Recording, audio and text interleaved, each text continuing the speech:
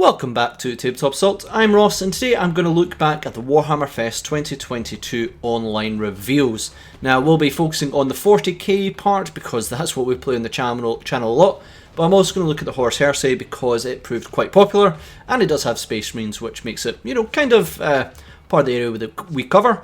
I am not going to cover the Age of Sigmar part because, unfortunately, we don't play Age of Sigmar as much as I'd love to. I do love fantasy setting for stuff. I've got a huge Vampire Counts army. Not really Age of Sigmar wise, it's all square base, so wouldn't be applicable there. But we are going to focus on the 40k, have a look at the things revealed for their day, Kill Team, and then the Horus Heresy.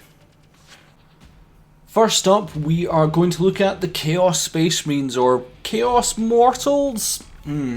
So, we knew there was big rumours of Chaos Space Marines getting a large amount of new models. This has actually been discussed for many months. I think even before Christmas, might have been towards the end of the year, August, September, maybe even earlier actually, because I think it came out around the rumours for even Black Templar's release time. So that's actually going back quite a while. So the rumoured models were Warpsmith, Chosen, Bikers, Possessed, Cultist, Renegade Guard, Human Mutant, Possessed Human, Cultist character with squads. And what we've seen here is the Warpsmith, the Chosen, the Possessed, the Cultists, the Cursed Cultist, the Torment's Dark Commune, and we did see the Renegade Guard as part of Kill Team. The only thing we didn't see, I think, as part of the rumours was the Bikers, because for whatever reason they might be coming in the future. They are a unit that I do feel, badly need a bit of an update, more than many other units, but still, it's all these new units that's quite cool to see. And it appears that the rumours were largely on point. So what does that say for the Codex rules? Because they have leaked online as well, massively, and very intrigued to see how that plays out. You can easily go online, you can probably look up, and there is plenty of talk about the new Chaos Space Marine rules. My thoughts as a Chaos Space Marine player. Now, Chaos Space Marines are probably my second favourite bad guys. I'm more of a Drukhari player, though I don't currently have a painted force, but I do love Chaos Space Marines. And I have to say I'm largely disappointed, mainly because for years I've been saying more Chaos Marines, less Demonkin. And now it appears we're getting more cultists, or more mortals as it appears to be. I suppose Space Marines are mortals as well. But it's just this idea that I wanted Traitor Marines. I used to run Iron Warriors, so I didn't like too many Demonkin in my forces when I was Iron Warriors, and I didn't like any cultists particularly either. And now I feel that we're just getting a whole wash of them, which is not bad. Because where does this mean we're going in the future? Now, it could mean we're going to be a bit like Eldari, where we're going to end up with, you've got Ynnari and the Corsairs, and they're there, but they're not getting expanded upon, and I think that's a real wasted opportunity for Eldari. Well, with Chaos Space Marines, we could think of them a bit like, well, maybe the future might be a bit like Adeptus Sororitas, where we might have Lost and Damned. That would be really cool. I played Lost and Damned in the Eye of Terror campaign. I had Typhus and a bunch of zombies, I believe. I think I had Lehman Russes. I think you could use them then with them. And I had a Defiler, because I think it just came out at that point. So yeah, I think these are great models. I just don't want them in a Chaos Space Marine force. But the potential in the future is very interesting. Overall, as a Chaos fan, I like my villains when it comes to this side of the game. I really like them. I think they're very cool. Now, if you gave me a Lost and Damned force, yeah, I'd be all over this.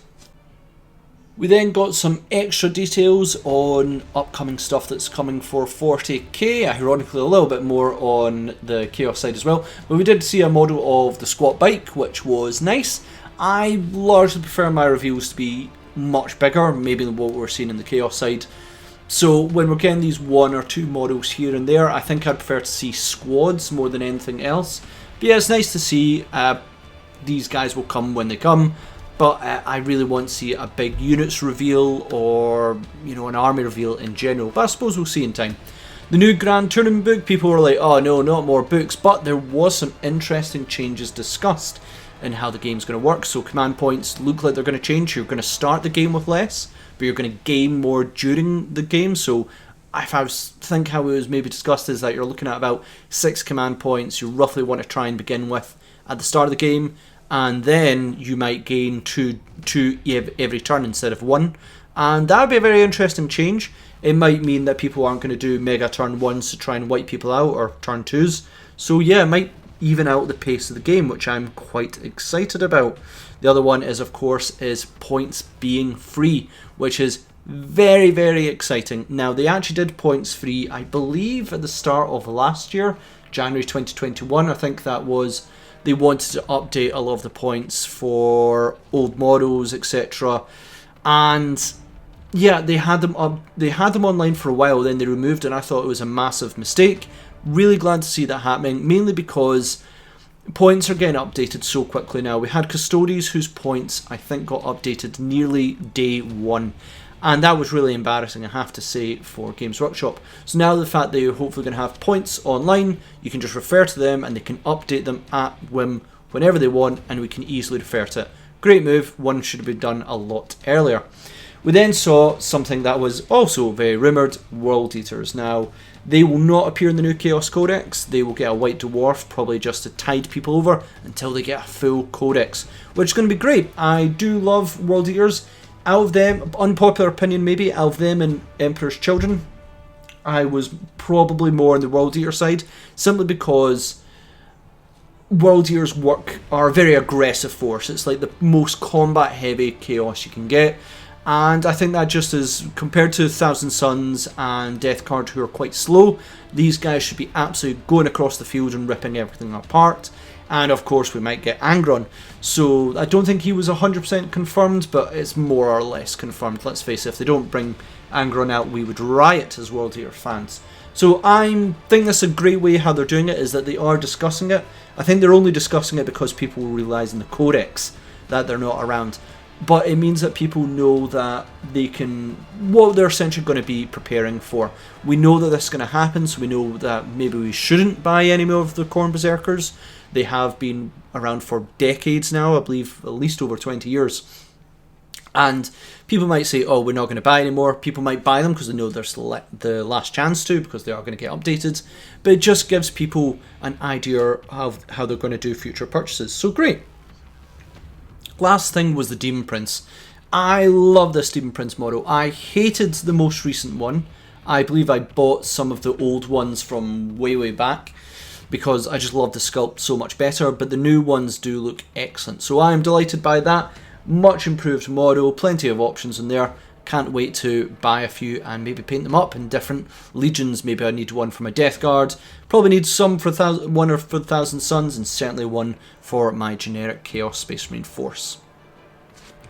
Coming on to Kill Team now, we are seeing the next quarterly box set. I imagine this is going to be the one that's going to cover July, August and September, and that is Kill Team Morok box set, where you get your two teams, large amount of terrain, and about £115. So we have the newest part of it, which is the Mortals. Now, they're Chaos Mortals, I should be more specific. Again, an area I'm a bit contentious on. Simply put, I actually want more Chaos Space Marines, but these do look very, very, very good.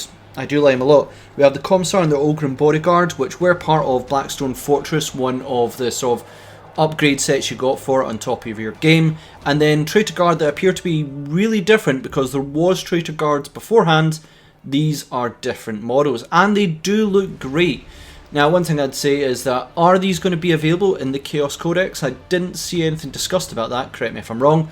Are they going to be a bit like the Aldari Corsairs, where they'll be put into the Codex and just added in on top, so the Commissar and the Ogryn might be able to be taken? Who knows, we'll see in the Codex when it comes out. I imagine though we might be able to use the Traitor Guards, and that would be quite cool. But it's very interesting, this big push for a lot of Chaos Mortals. We now have the Guards, we now have updated Cultists, we now have really these horror units, etc. I mean, it almost makes me think back to my Lost and Damned campaigns days, where I had loads of zombies, I had some, I think I had Lehman Russes, I had a Defiler, and generally I had a lot of Traitors, and that was a lot of fun. It wasn't so much Chaos Space Marines, it was the Traitor side. So with all this big push in there, I wonder if that might have a future. We also got an upgraded Phobos armor. Now, this is similar to the Chaos Space Marines and Tau Pathfinders from the previous sets, where I believe the unit is largely the same, but you get an additional sprue so that you can have some upgrades on them. Nowhere near as exciting, but it can help the unit, just make them fielded slightly differently, try them out a different way, which is fine, I guess, and just very interested to see what they can do. Again, when it comes to Kill Team, I'm not currently playing the new current Kill Team, although I keep meaning to have a try of it. But yeah, nice that they are giving all these updated models, and I have to say more than anything, I do love the Blooded Traitors. Very, very good chance that if they do release them separately, which they have done, I believe, for the Pathfinders models and the Sister of Silence, not Sister of Silence, Sister of Baal, Det Sororitas, then if they release these separately, I really, really love to pick up a unit of 2 of the Blooded Traitors. If they can be used in Chaos Space Marines, they just look so good, I might have to give them a go. And now we come to the Horus Heresy, and it's returned back to sort of the main Games Workshop stores. We did see Betrayal at Kelth and Burning of Prospero, and they didn't really come with they came with mini box set games. They weren't exactly how to play Horus Heresy, I felt, but this seems to be a bit of a shift. So we've got the much leaked box set, and we're seeing it all in kind of glory and the list of stuff that's in it. Now there appears to be 40 Mark 6 power armor, 2 Praetors, 1 Contemptor Dreadnought, 1 Spartan tank, 10 Cataphractic Terminators, new rulebook, dice and templates. So an impressive box set, I have to say, looks quite good. I'm not really sold on the armor as such, but that could just be me in terms of the armor is just not my sort of feel for it. But I still respect that it does have a lot of models in it. One thing they also mentioned is that it should be coming out in June, so that's next month, and it should be less than £200. Now the price hasn't been confirmed yet, and you know, a lot of people then start joking, oh, it's going to be £199.99. Look, it could end up being actually at £200. I wouldn't get annoyed at them being, you know, 1 pence off in the fact that they're saying it was under £200. But it'll be interesting to see what price point that will come at. I think many people thought it was going to be higher than £200. The fact it's going to be lower is going to be an interesting thing. So hopefully it's going to be a good price point that people might be happy with. We then saw the 2 books that are used for rules for your certain legions when you're playing as the Adeptus Astartes part of the Heresy. So you've got the Liber Astartes and Liber Hereticus, which is quite good. It's keeping the books down, and how they work is that if you go the Loyalist, then you're going to get all the rules for the units that you can use, and I think that includes Primarchs and everything, and then Legion rules on top of them, which when I did play 30k many years ago, just before 8th edition, I really did quite like how some of the rules were laid out, and so I'm intrigued to see how they have been updated. So very interesting. They did mention there's going to be other books that will be coming out in the future for Custodes and other factions. I'm going to guess when you're going to see Demons and the Mechanicus, etc. And a big question is, why can't they maybe have a little bit more condensed books like this for 40k and Age of Sigmar? You know, 2 books to start with, and it's covering all the Space Marines. That's certainly different to the editions that we're playing at the moment, where I couldn't count how many, well I could count, but there's quite a few books that are pertaining to all the Space Marines in 40k. When in their case, with 18 legions, it looks like they're bringing it down to 2. Beyond the starter set and the books, we also have other areas that you can expand your game, and one of them is the Plenty of Weapons. Now, they had several different boxes, all with loads of weapons in each one, whether it be your missile launchers or your plasma, and I think you're going to get about 10 of each weapon in the box. So it might be a box of, I think there was one with 60 weapons inside it, and it was 10 of each weapon, and then there's other ones with 20 weapons, and it's 10 of each. This is really good because I believe in the Horus Heresy, you can get full squads of missile launchers, so it'd be 10 guys with 10 missile launchers, or 10 with plasma guns, etc. So that's quite good. You could already get this through Forge World and Resin, so they are bringing it into the more plastic area, and I think that is quite good because this is a huge part of the game. If you just got them with bolters, then you'd be largely limited, and you'd then have to go into Forge World. This is a large part of it, and I really agree that this does open up the game massively by having these weapon options available and in plastic. I'm pretty sure everything we see is in plastic. So very good. It was something we had before, but this is largely cleaned up, and I really like it. We then also saw different armors available, vehicles, and old characters. So we saw the Mark III and Mark IV armors. They were previously available in Betrayal of Calth and Burning of Prospero, I believe. We saw the Deimos Pattern Rhino and the Kratos Heavy Assault Vehicle, Assault Tank, and they looked awesome. I really, really liked the Kratos Heavy Assault Tank. It was big, meaty, and just looked quite good. I quite like that, and it's going to be in plastic, which makes it a lot easier to work with. And we saw Armin and Gregor Fellhand, and that was one thing that I was very concerned about from the past, because I know a few people who have played 30k sometimes were like, kind of difficult getting these models now because they were no longer in production. They have straight away brought them back in, and I think that's a very good area to start. So very well done, nicely done. And really when it came to Horus Heresy, I actually came in and I did not care about the Horus Heresy at all in terms of them expanding it as a game, mainly because someone put it, I'm a Drukhari and Mechanicus fan. I really don't play many Marines. I play Chaos, but I like Evil in all varieties, and I played a bit of Iron Warriors back in the day for 30k.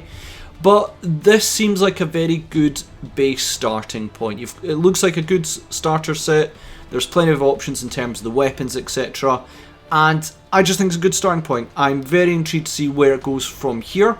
But with the box set being not just a limited release, this is them really, I think, trying to push this into the sort of main light for Games Workshop games, and I think that's a good idea. Marines are very popular in general when it comes to 40k, and so giving more Marines and different options is quite good, and it looks like the reception online has been quite good as well. So hopefully this will sell well and bring the game up ultimately. It was somewhere I wasn't excited about. Now I am quite interested at the price point and the range available. And that is it for Warhammer Fest 2022 online. Overall, I think it was okay. We probably saw a lot more models in terms of what we're going to see. We saw a bit of what we're going to see in 40k, which was a lot of Chaos stuff. Now, again, I'm not 100% sure I'm happy entirely where it's going. It seems to be more Mortals than Chaos Space Marines. But that does open up to options possibly in the future. I mean, how would this work as a Lost and Damned army is very, very interesting. But it is very good to see that Chaos is getting a bit of love in the 40k thing, because although they have had new models, the rules, etc. have been a little bit lackluster for a few years. In Kill Team, we saw that looked all fine, just a new quarterly box, which is all cool. And then the Horus Heresy, I really went in with not really caring about that at all. I used to play it to a degree. I played some Iron Warriors, I loved the Iron Circle, etc. I largely moved past it because I played a lot of different games, but a lot of 40k. And I am intrigued with its new price set, the box set, and if the rules are quite tight, it might intrigue me back just to, well, I do like my traitors and my Iron Warriors could do with a bit of an update. So yeah, I am intrigued to see where it goes, and I think that was the area that we probably saw the largest amount in, and I think that's going to be a big push. We're going to see the new box set coming out in June, and then really in the rest of the year I'm excited to see where they go forward with that. So thanks again for watching. What did you guys think of that? Was there any areas that caused you concern? What were your main highlights? Got also say the Demon Prince, what model, might have to buy a few of them. And yeah, it just generally, I thought overall it was quite a good one. Anyway, let us know what you think. Please check us out on social media where you can see our upcoming projects. I am hopefully going to finish the Imperial Fist very, very soon. I think I've only got about 3 or 4 models left. And then I've just got a whole series of vehicles to paint for AdMech, etc. So there's never anything to stop me when it comes to the painting table. I've got way too much. So thanks again, and we'll see you on our Tabletop Assault Battle Report.